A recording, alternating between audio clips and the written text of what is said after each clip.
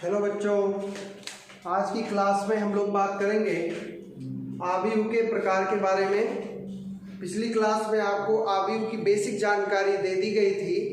आज हम लोग शुरू करेंगे आव्यूह के प्रकार से। आव्यूह के प्रकार। तो आव्यूह के बारे में आपको बताया गया था कि कोई भी ऐसा स्ट्रक्चर जो आयताकार व्यूह के अंदर हो और उसमें पंक्ति और स्तंभ के रूप में A, B, C, D, E, F इस तरह से अवयव व्यवस्थित किए गए हों, तो इस स्ट्रक्चर को हम आव्यूह कहते हैं। और यहाँ पे इसकी कोट लिखी जाती थी, जैसे इसमें 2 पंक्ति है तो 2 क्रॉस में 3 स्तंभ है 3, तो ये कहलाता था आव्यूह। अब इसी स्ट्रक्चर के आधार पर, पंक्तियों और स्तंभों की संख्या के आधार पर हम ये बता पाएंगे कि आव्यूह कितने प्रकार का होता है। तो चलिए आगे समझते हैं। आव्यूह के प्रकार में सबसे पहले है पंक्ति आव्यूह। पंक्ति आव्यूह क्या होता है, इसे पहले समझेंगे। पंक्ति आव्यूह क्या है? देखिए, जिस आव्यूह में केवल एक पंक्ति होती है उसे पंक्ति आव्यूह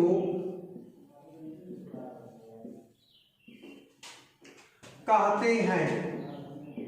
पंक्ति आव्यूह आप उसे कहेंगे जिस आव्यूह में केवल और केवल एक ही पंक्ति हो। जैसे एक आव्यूह मान लीजिए A है और 2 1 -3, या आप एक आव्यूह ले लीजिए B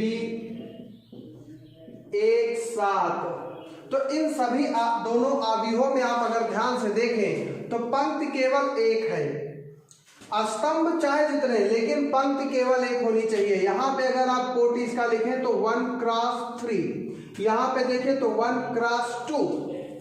तो इस आव्यूह, ये सभी आव्यूह जो दोनों दिख रहे हैं, ये पंक्ति आव्यूह के उदाहरण हैं। अब पंक्ति आव्यूह के बाद हम दूसरा आव्यूह देखते हैं, स्तंभ आव्यूह, कॉलम मैट्रिक्स। स्तंभ आव्यूह क्या होता है? वे आव्यूह जिनमें केवल एक ही स्तंभ हो। मतलब जिस आव्यूह में केवल एक ही स्तंभ हो, स्तंभ आव्यूह कहलाता है। स्तंभ आव्यूह कहलाता है। जैसे में अगर आप देखिए, जैसे में तो एक आव्यूह मान लीजिए A है 1 2 -3, या एक आव्यूह आप B ले लीजिए 2 5, या एक आव्यूह आप C ले लीजिए 1 7 -1 0। इन तीनों उदाहरणों में अगर आप देखें तो स्तंभों की संख्या केवल एक है। यहाँ पे आप देखिए तो पंक्ति 3 है, स्तंभ 1 है। यहाँ पे देखिए पंक्ति 2 है, स्तंभ 1 है। यहाँ पे अगर आप देखिए तो पंक्ति 4 है, स्तंभ 1 है। तो ये सारे आव्यूह कहलाते हैं क्या? स्तंभ आव्यूह। स्तंभ आव्यूह के बाद अगला आव्यूह हम देखते हैं, नंबर 3, शून्य आव्यूह। शून्य आव्यूह, नल मैट्रिक्स। शून्य आव्यूह क्या होता है? जैसा कि नाम से ही आपको दिख रहा है कि वहां शून्य है, तो शून्य आव्यूह वे सारे आव्यूह होंगे जिसके अंदर के सभी अवयव या प्रत्येक अवयव केवल शून्य हो। जैसे देखिए आप, जिस आव्यूह का प्रत्येक अवयव का प्रत्येक अवयव शून्य हो उसे शून्य आव्यूह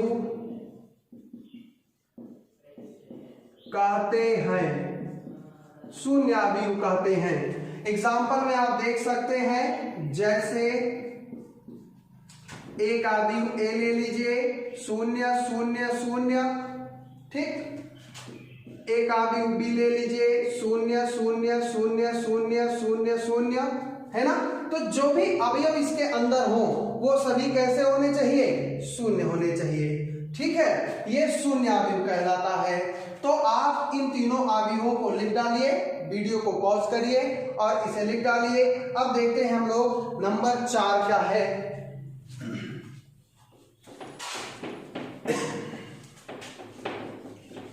नंबर 4, नंबर 4 क्या है,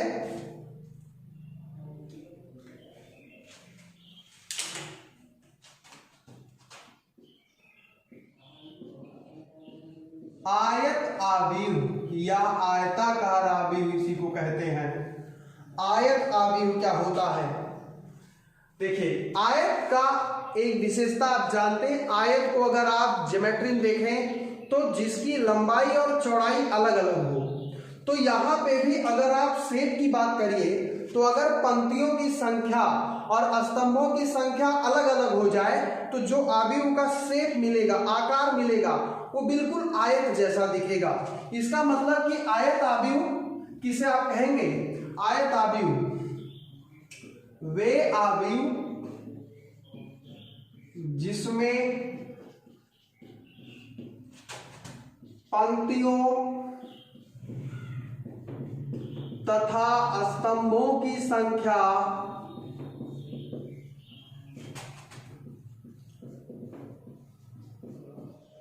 अलग अलग हो, ठीक है। वे सभी आव्यूह जिसमें पंक्तियों और स्तंभों की संख्या अलग अलग हो जाए, वो सभी आव्यूहों को हम क्या कहेंगे, आयत आव्यूह कहेंगे। एग्जाम्पल के तौर पे अगर आप देखिए कि ए है और यहां पे 2 1 3 4, यहां 2 क्रॉस 2, तो अगर आप इस एग्जाम्पल को देखिए तो यहां पे पंक्तियों की संख्या भी 2 है, स्तंभों की संख्या भी 2 है, तो ये आपका आयत आव्यूह नहीं होगा। आयत आव्यूह वही होगा कि जिसमें पंक्ति और स्तंभों की संख्या अलग अलग हो जाए। जैसे आप इस एग्जाम्पल को देखिए, आव्यूह ए बराबर 2 4 6 -1 0 0। अब अगर आप देखें तो इसकी कोटि क्या है, 2 पंक्तियां 3 स्तंभ। देखिए स्तंभ और पंक्तियों की संख्या अलग अलग है। या एक और एग्जाम्पल आप देखिए, 1 3 4, यहां पे भी अगर आप देखें तो 3 पंक्ति 1 स्तंभ, ये भी एक आयताकार या आयत आव्यूह कहलाएगा। इसे आप समझ लेंगे। इसके बाद है नंबर 5, नंबर 5 वर्ग आव्यूह। वर्ग आव्यूह, वर्ग आव्यूह क्या होता है, वे सभी आव्यूह जिनमें पंक्तियों की संख्या और स्तंभों की संख्या आपस में क्या होती है, समान होती है। वे आव्यूह जिनमें पंक्ति तथा स्तंभ की संख्या बराबर होती है, बराबर होती है, उसे हम क्या कहेंगे, वर्ग आव्यूह कहेंगे। मतलब अगर आप कोटि m क्रॉस n है तो m बराबर n होना चाहिए। अब इसके अंतर्गत आप एग्जाम्पल देखिए, तो एक आव्यूह मान लीजिए a है, 2 1 0 2, इसमें अगर आप ध्यान दें तो 2 क्रॉस 2, b 3 -1 2 1 0 5 1 -6 -7, यहां देखिए तो 3 क्रॉस 3। एक और देखिए, C बराबर एक आव्यूह ले लीजिए, 1 3 5 -1 2 6 -2 7 4 1 2 0 2 0 5। इसको अगर आप देखिए तो यहाँ पे 4 पंक्ति और 4 स्तंभ 4x4। तो इस तरह अगर आप वर्गावयव को देखिए तो इसको कहेंगे द्वितीय कोटि का वर्गावयव। ठीक, इसे कहेंगे तृतीय कोटि का वर्गावयव, इसे कहेंगे चतुर्थ कोटि का वर्गावयव और ऐसे ही पंच कोटि का वर्गावयव। लेकिन आपको इस कक्षा में केवल द्वितीय कोटि और तृतीय कोटि का ही अध्ययन करना है, तो आप इन दोनों एग्जाम्पल्स को अच्छे से ध्यान देंगे। अब वर्गावयव के अंदर ही सब कैटेगरीज होती हैं। वर्गावयव के अंतर्गत जो सब कैटेगरी होंगे उनको देखते हैं। जैसे मैं इसको लिख रहा हूं हेडिंग के रूप में 5A। ठीक, वर्गावयव के अंतर्गत पहला हम देखते हैं विकर्ण आवयव, डायगोनल मैट्रिक्स। विकर्ण आवयव क्या होता है? तो विकर्ण आवयव क्या है? वह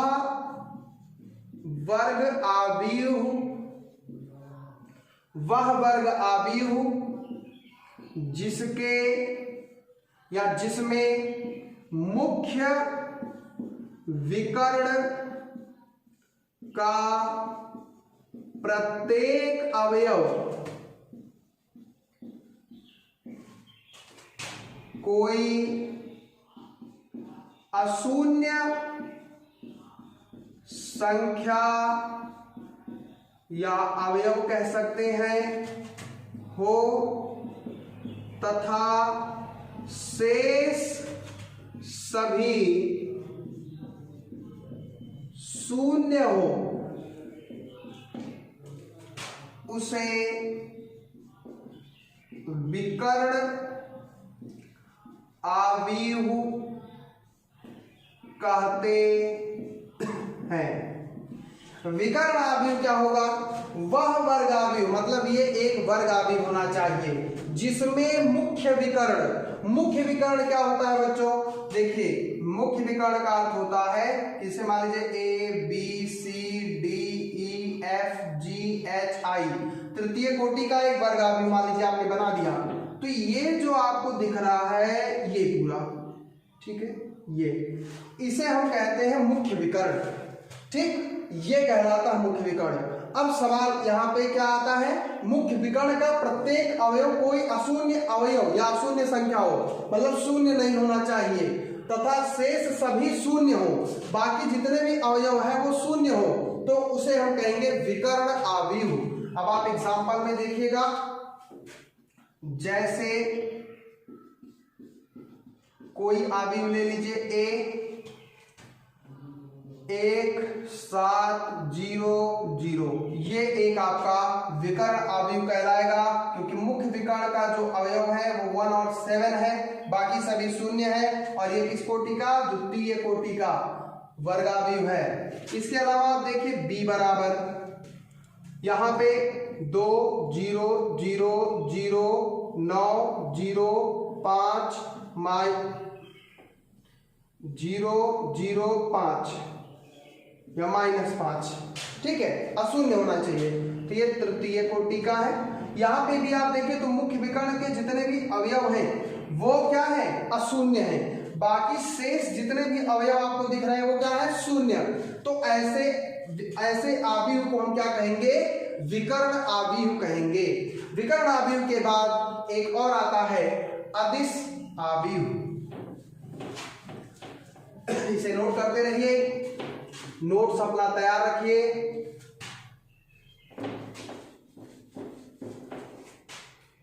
फाइव मतलब आप वर्ग आवयव के अंतर्गत ही परिभाषाएं देख रहे हैं।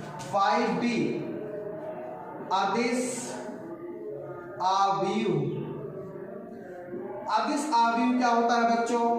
वे सभी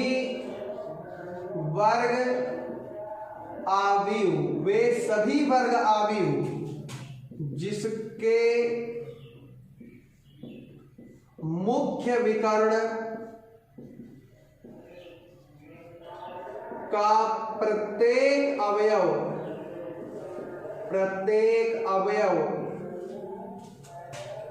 कोई अशून्य संख्या हो तथा समान हो और शेष सभी अवयव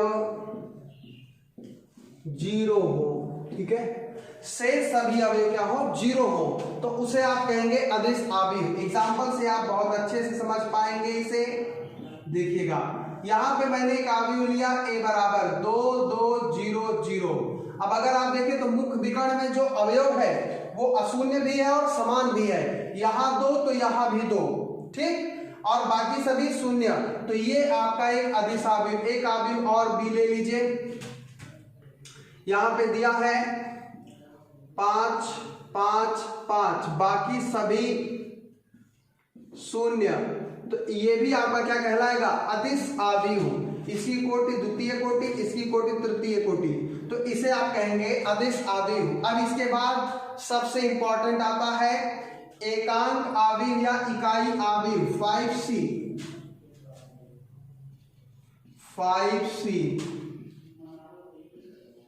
एकांक या इकाई या मात्रक या एकक आव्यूह, कई सारे नाम हैं इसके, इसे आप ध्यान देंगे। इकाई आव्यूह क्या होता है, जिस वर्ग आव्यूह के मुख्य विकर्ण का प्रत्येक अवयव एक हो तथा शेष सभी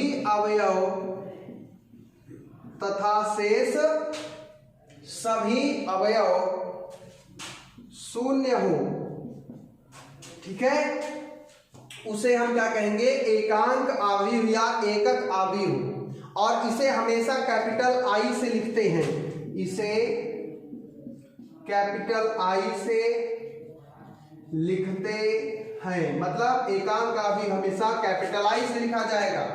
जैसे मान लीजिए हम द्वितीय कोटि का एकांक आव्यूह लेते हैं तो आई बराबर हो जाएगा 1 1 0 0। तृतीय कोटि का एकांक आव्यूह लेते हैं तो 1 0 0 0 1 0 0 0 1। तो ये आपका होता है एकांक या इकाई आव्यूह, जिसके मुख्य विकर्ण का प्रत्येक अवयव एक होगा, शेष जितने भी आपको अवयव दिखेंगे वो शून्य होंगे, तो वो कहलाएगा कौन सा आव्यूह, एकांक आव्यूह। अब इसके बाद एकांक आव्यूह के बाद हम देखते हैं त्रिभुजाकार आव्यूह क्या होता है, 5D त्रिभुजाकार आव्यूह। त्रिभुजाकार आव्यूह क्या होता है, त्रिभुजाकार आव्यूह आप कह सकते हैं कि अपने आप में ये दो प्रकार का हो जाता है। यह दो प्रकार का होता है। इसकी मैं परिभाषा नहीं लिख रहा हूं, केवल एग्जांपल से समझा दे रहा हूं। त्रिभुजाकार आव्यूह में एक होता है ऊपरी त्रिभुजाकार आव्यूह। ऊपरी त्रिभुजाकार आव्यूह क्या होता है, देखो बच्चों एक एग्जांपल से हम समझाते हैं। कोई आव्यूह ए है, ठीक, कोई आव्यूह ए है, ऊपरी त्रिभुजाकार आव्यूह क्या कहलाएगा, देखो यहां मैंने लिखा 2, यहां लिखा 5, यहां लिखा 7, यहां लिखा 1, यहां लिखा 6, यहां लिखा -3, ठीक है, और ये लिख दिया मैंने 0 0 0। ये कहलाएगा ऊपरी त्रिभुजाकार आव्यूह। क्या बनाएंगे परिभाषा, देखिए, ऐसा वर्ग आव्यूह जिसमें मुख्य विकर्ण के नीचे का प्रत्येक अवयव शून्य हो। ऐसा वर्ग आव्यूह जिसके मुख्य विकर्ण के नीचे का, ये आपका है मुख्य विकर्ण, और इसके नीचे का प्रत्येक अवयव शून्य है तो इसे हम कहेंगे ऊपरी त्रिभुजाकार आव्यूह। और इसी तरह से हम निम्न त्रिभुजाकार आव्यूह भी देखेंगे। तो निम्न त्रिभुजाकार आव्यूह क्या है, आप इसी से ही परिभाषा बना सकते हैं आप अपने मन से। परिभाषा इसका उतना महत्वपूर्ण नहीं है जितना इसकी पहचान आपको आनी चाहिए। निम्न त्रिभुजाकार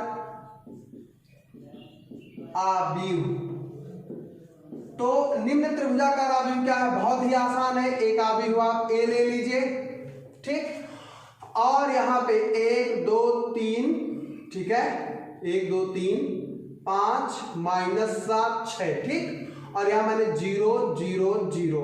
क्या मतलब है, मतलब यह है कि मुख्य विकर्ण आपका ये है और मुख्य विकर्ण के ऊपर का प्रत्येक अवयव शून्य है तो इसे हम कह देंगे निम्न त्रिभुजाकार आव्यूह। तो ये आपको जितना बताया गया वो है आव्यूहों का प्रकार। आव्यूह इतने ही प्रकार के होते हैं। इसके बाद आता है आव्यूह पर संक्रियाएं क्या होती है और आता है कि आव्यूह का बीजगणित क्या होता है। तो पहले हम लोग देखेंगे कि आव्यूहों पर संक्रियाएं क्या होती हैं, क्योंकि संक्रियाओं के ही प्रयोग से कुछ आव्यूह के बीजगणित निकाले जाते हैं। बीजगणित का मतलब जैसे परिवर्त आव्यूह क्या होता है, सममित आव्यूह क्या होता है, विषम सममित आव्यूह क्या होता है, समान आव्यूह क्या होता है, ठीक है। तो हम पहले देखेंगे कि आव्यूहों पर संक्रियाएं क्या होती हैं। तो आव्यूहों पर संक्रियाओं की बात करते हैं। चलिए,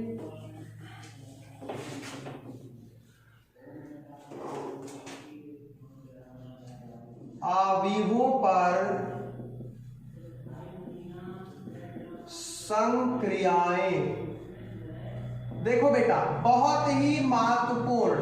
आव्यूह में जो भी है यही आपको बार बार सीखना है। आव्यूहों पर संक्रियाएं, तो आव्यूहों पर संक्रियाओं के लिए हम यहाँ पे 4 प्रकार की संक्रियाएं देखेंगे।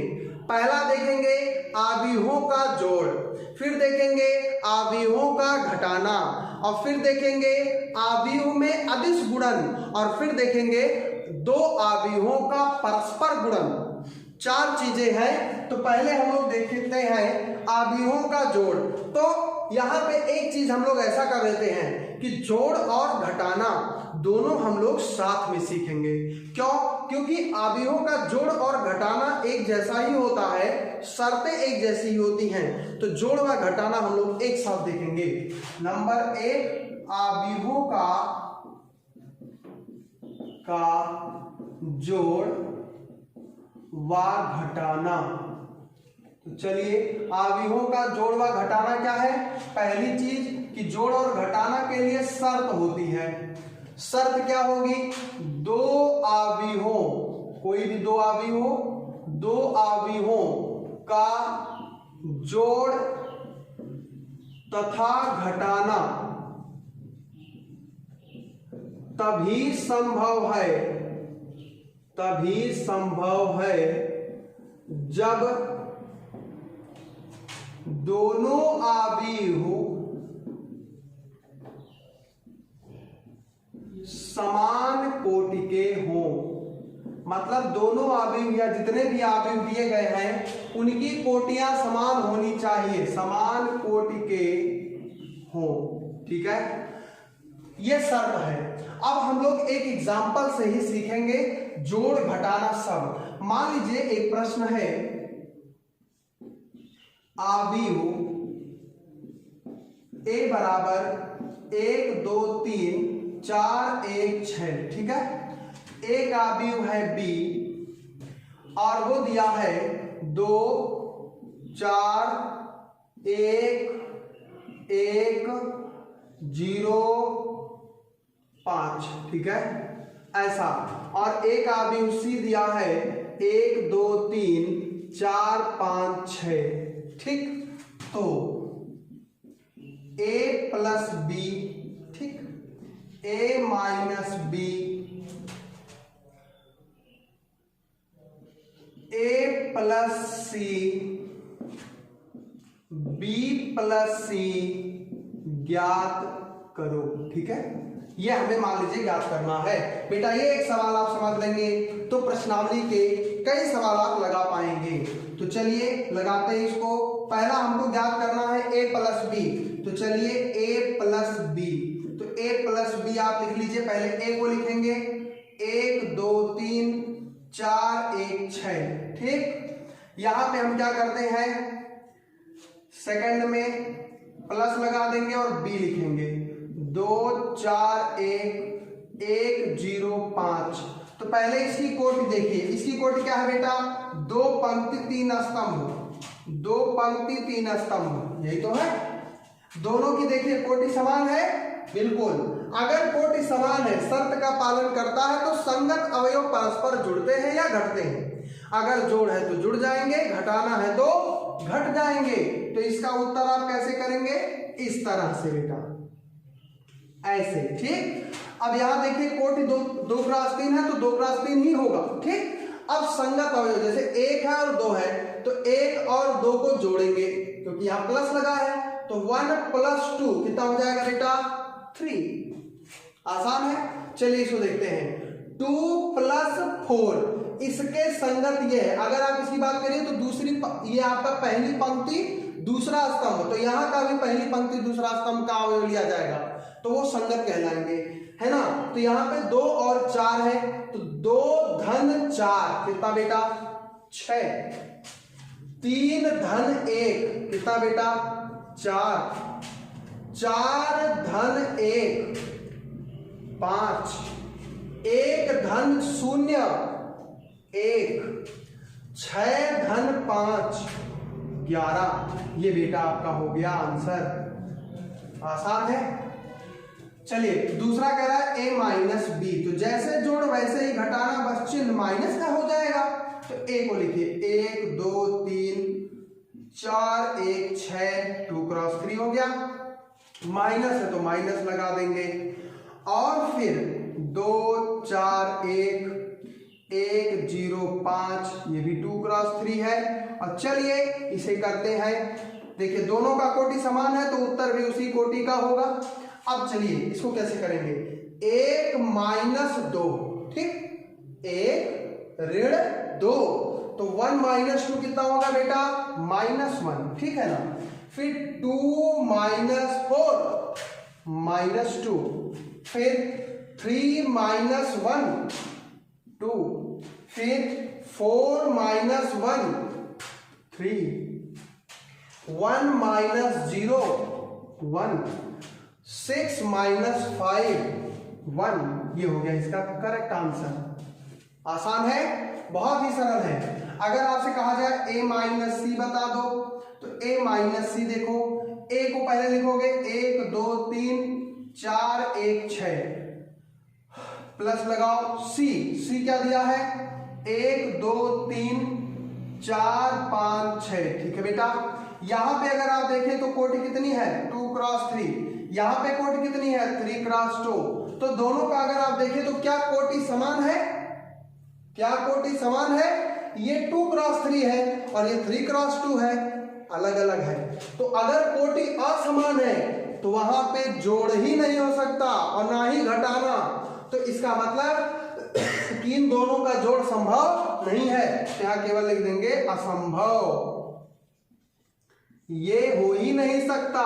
अब बेटा आप लोग इसे करके देखेंगे, b प्लस सी क्या संभव है या असंभव, ये आप खुद करके चेक कर लेंगे।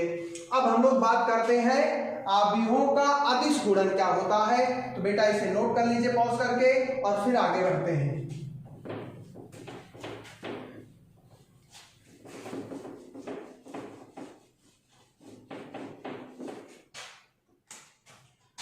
आव्यूहों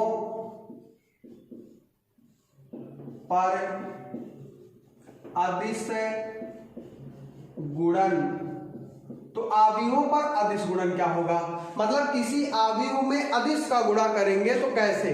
तो देखिए किसी आव्यूह में किसी, यहां अदिश के बजाय गलत वर्डिंग है, अचर कहेंगे, ठीक है बेटा। आव्यूहों पर अचर गुणन। ठीक, तो किसी आव्यूह में किसी अचर राशि का गुणा करने पर उस अचर राशि का आव्यूह के प्रत्येक अवयव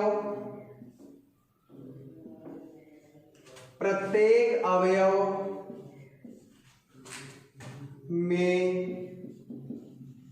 गुणा हो जाता है।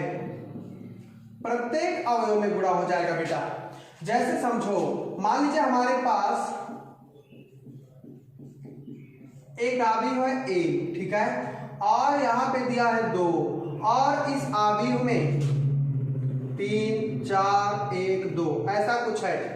तो आव्यूह का अदिश गुणन, ठीक, इस 2 का इसमें गुणा करना है। तो गुणा जब करेंगे आप तो A बराबर क्या होगा, इस 2 का प्रत्येक अवयव गुणा होगा। मतलब 2 का गुणा 3 में होगा, 2 गुणे 3, 2 का गुणा 4 में होगा, 2 गुणे 4, 2 का गुणा 1 में होगा, 2 गुणे 1, 2 का गुणा 2 में होगा, 2 गुणे 2।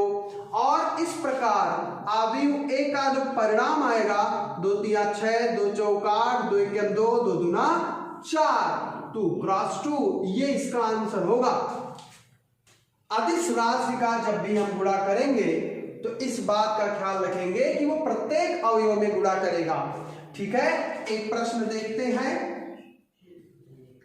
प्रश्न, यदि A बराबर 1 2 3 4, B बराबर 0 1 -2 5 हो तो 2A + 3B क्या होगा। ठीक बेटा, ऐसे सवाल आपको किताब में मिलेंगे।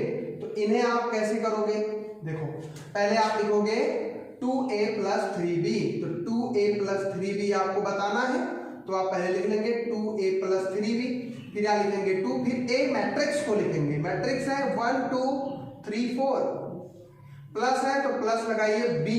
तो B से पहले क्या है 3, तो पहले आप 3 को लिखेंगे, फिर B 0 -2 1 5 हो गया। अब आप इसे सरल करिए, तो ये 2 अंदर जाएगा, सब में गुणा करेगा, तो 2 1 2, 2 3 6, 2 दूना 4, 2 4 8, यहां आप लगा देंगे प्लस, फिर 3 का 3 0, 3 1 3, 3 -6 और 3 5 15 हो गया।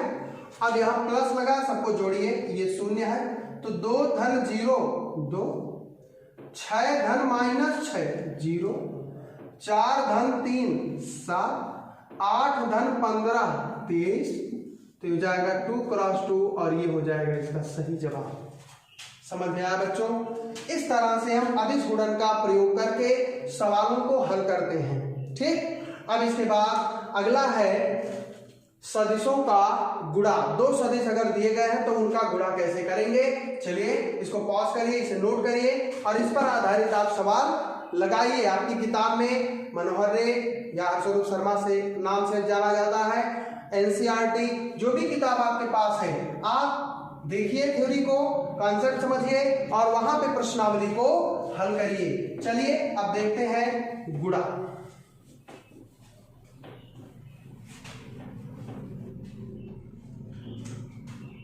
आव्यूहों का गुणन। 2 आव्यूह अगर दिए गए हैं तो उनका गुणन कैसे होगा। तो बेटा इसमें शर्त होती है। पहली शर्त क्या है, देखिए पहली शर्त क्या है, 2 आव्यूहों का गुणन,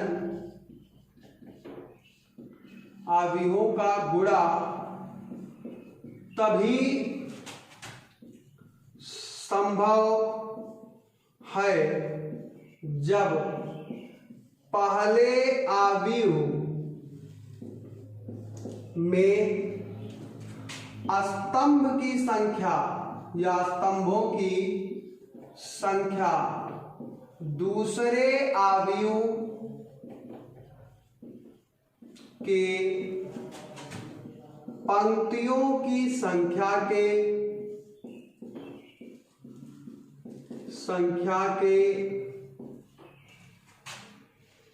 बराबर हो तभी आप गुणा कर सकते हैं। पहले में जो स्तंभों की संख्या है वो दूसरे में पंक्तियों की संख्या के बराबर होना चाहिए। जैसे अगर मान लीजिए ए आव्यूह है और इसकी कोटि m क्रॉस n है और एक आव्यूह आपके पास b है जिसकी कोटि मान लीजिए p क्रॉस q है, तो इनका गुणा a डॉट b तभी संभव है जब क्या होगा, ये n और ये p आपस में बराबर हो, मतलब n बराबर p हो, तभी AB संभव है। AB संभव का मतलब A गुणे B संभव है। AB तभी संभव होगा जब ये स्तंभों की संख्या और इसमें P के, है ना। अब अगर आपसे BA की बात करें तो इसमें Q और इसके m के बराबर होना चाहिए। और दूसरा क्या है कि यदि AM क्रॉस n B मान लीजिए हमारे पास है n क्रॉस p, ठीक है, ये n आपस में बराबर अगर हो तो AB की कोटि, तो A और B का जो गुणा होगा उसकी कोटि जो होगी m क्रॉस p होगी। ये दो बातें आपको ध्यान देनी है। फिर अभी गुणा में जो कॉन्सेप्ट यूज किया जाएगा उसे भी समझेंगे, लेकिन ये दो जरूरी है। पहला, गुणा संभव कब होगा, जब ये दोनों आपस में बराबर हो। दूसरा, अगर गुणा होगा तो उत्तर की कोटि क्या आएगी, तो आप यहां से देख के बता सकते हैं कि ये दोनों अगर बराबर है तो m क्रॉस p, मतलब पहले की पंक्ति दूसरे का स्तंभ मिला करके तब कोटि तैयार होगी।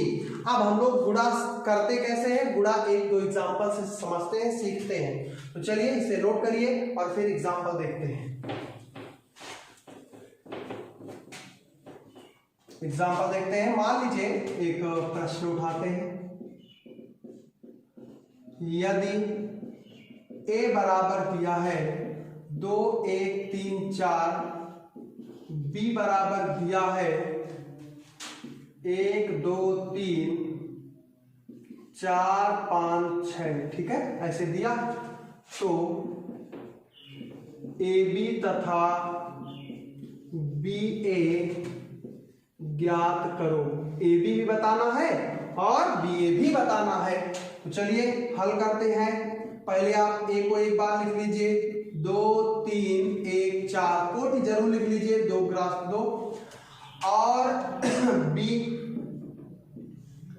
1 2 3 4 5 6, कोटि क्या है बेटा, 2 क्रॉस 3, ठीक। अब हम AB, पहले तो AB ज्ञात करना है, तो AB क्या होगा, तो AB हो जाएगा 2 3 1 4, और इनटू B को लिखिए 1 2 3 4 5 6। बात करेंगे क्या ये संभव है, तो चेक कर लेंगे। यहाँ पे ये जो स्तंभ की संख्या 2 है और यहाँ पे जो पंक्ति की संख्या 2 है, ये इक्वल होना चाहिए। तो यहाँ देखिए बेटा 2 है और यहाँ पे भी 2 है, ये दोनों इक्वल आ रहे हैं, तो गुणा संभव है, ठीक। अब गुणा में उत्तर क्या होगा, मतलब जो गुणा करेंगे गुणनफल जो आएगा उसकी कोटि क्या होगी, तो इसका 2 और इसका 3, 2 क्रॉस 3 उत्तर आएगा। 2 क्रॉस 3 मतलब उसमें 2 पंक्ति होगी और 3 स्तंभ होंगे, जो उत्तर आप लिखेंगे। तो चलिए इनका गुणा करते हैं। गुणा बेटा होता कैसे है उसे समझिए जरा। उत्तर तो आपको क्लियर है, यहाँ पे क्या आना चाहिए, 2 क्रॉस 3, 2 पंक्तियां 3 स्तंभ, ठीक। करते कैसे है गुणा, देखिए बेटा, ये गुणे का स्टाइल आप याद रखिएगा, इस तरह से होता है। मतलब ये वाला इसके साथ गुणा करेगा, ये वाला इसके साथ गुणा करेगा, ठीक है, ये वाला इसके साथ, मतलब संगत गुणा होगा। समझेंगे यहां से, ये वाली पंक्ति ध्यान देंगे, पहली पंक्ति क्रमशः दूसरे आव्यूह के क्रमशः स्तंभों के संगत अवयवों से गुणा करता जाएगा। समझो कैसे, जैसे ये पहली पंक्ति हमारी है, तो ये पहली पंक्ति इस स्तंभ से गुणा करेगा, फिर इस स्तंभ से गुणा करेगा, फिर इस स्तंभ से, और संगत, जैसे ये 2 वाला 1 से गुणा करेगा और ये एक वाला 4 से गुणा करेगा और बीच में प्लस लगेगा। देखो जैसे ये 2 है और ये 1 है, ये पहली पंक्ति है और ये पहला स्तंभ है, तो पहली पंक्ति पहला स्तंभ 1 1, समझे बात? पहली पंक्ति दूसरा स्तंभ 1 2 अवयव तैयार होगा। पहली पंक्ति तीसरा स्तंभ 1 3 अवयव, यहां पे लिखो 1 2, ये 1 3। फिर दूसरी पंक्ति पहला स्तंभ 2 1 तैयार होगा। दूसरी पंक्ति दूसरा स्तंभ 2 2 अवयव तैयार होगा और दूसरी पंक्ति तीसरा स्तंभ 2 3 अवयव तैयार होगा और इस तरह से आपका उत्तर तैयार हो जाएगा। इस बात का ख्याल रखेंगे। तो यहाँ पे पहली पंक्ति पहला स्तंभ तो 1 1 तैयार, क्योंकि ये पहली पंक्ति पहला स्तंभ 1 1, तो यहाँ पे अवयव आएगा पहला वाला। तो 2 का गुणा होगा 1 में, 2 गुणे 1, बीच में प्लस लगेगा। 1 का गुणा किसमें होगा बेटा? 4, 1 गुणे 4। क्लियर? फिर पहली पंक्ति दूसरा स्तंभ, इसको थोड़ा हम हटा देते हैं तो हो जाएगा 2 गुणे 2 प्लस लगेगा। 1 का गुणा किसमें बेटा? 5 में, 1 गुणे 5। फिर देखिए 2 का गुणा किसमें होगा? 3 में, तो लिखिए 2 गुणे 3। और 1 का गुणा किसमें होगा? 6 में, 1 गुणे 6। ये बंद होगा। यहां पे आप फिर दूसरी पंक्ति दूसरा स्तंभ, तो दूसरी पंक्ति के स्तंभों की संख्या तैयार होगी। तो यहाँ पे देखिए 3 का गुणा किसमें होगा? 1 में, 3 गुणे 1 धन। 4 का गुणा किसमें होगा? 4 में, 4 गुणे 4। फिर देखिए ये दूसरी पंक्ति दूसरा स्तंभ का अवयव, 3 का गुणा 2 में, 3 गुणे 2 धन 4 गुणे धन 4 गुणे बेटा 5। फिर इधर आइए 3 का गुणा 3 में, 3 गुणे 3 और फिर 4 का गुणा 6 में, 4 गुणे 6 और यहाँ पे क्या आ जाएगा? 2 क्रॉस 3। अब जोड़ करके और उसको सही रूप में लिख दीजिए, वो उत्तर हो जाएगा। 2 1 2, 4 1 4, 4 और 2 6 हो गया। 2 दूना 4, 5 1 5, 5 और 4 9 हो गया। 2 3 6, 6 1 6, 6 6 12 हो गया। 3 1 3, 4 चौका 16 और 3 19 हो गया। 2 3 6, 4 5 20, 20 और 6 26 हो गया। 3 3 9, 4 6 24, 24 और 9 कितना हो गया बेटा? 33। इस तरह से 2 क्रॉस 3 ये हो गया आंसर। बेटा मेरे ख्याल से आपको गुणा करने में कोई दिक्कत नहीं आई, आप समझ गए होंगे कैसे गुणा करना है। ठीक, अगर आपको समझ में ना आया हो तो इसी गुणनफल को आप एक बार फिर से रिपीट करके देख लेंगे, आपको गुणा करने आ जाएगा।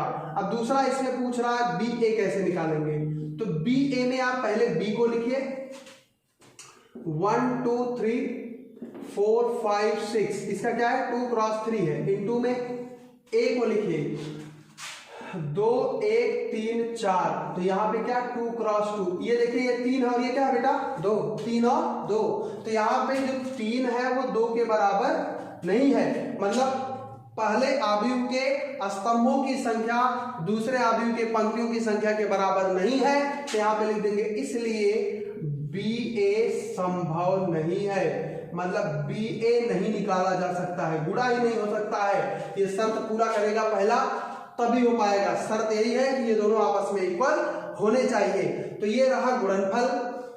आप अपने जो आपके पास किताब है, हर्षरूप शर्मा की किताब हो या किसी भी तरह की कोई भी किताब हो, उसमें आप जोड़ घटाना गुणा भाग तो होता नहीं, जोड़ घटाना गुणा भाग आप आसानी से कर सकते हैं। उससे जितना सवाल हो सके वो लगाइए। नेक्स्ट क्लास में हम लोग बात करेंगे समान अवयवों के बारे में, सममित, विषम सममित, और इसके अलावा हम लोग परिवर्त अवयव की बात करेंगे। तो पहले जितना आपको बताया गया उसको आप अच्छे से तैयार कर लीजिए, शेष नेक्स्ट क्लास में हम लोग लेंगे। तब तक आप इसे तैयार करते रहिए।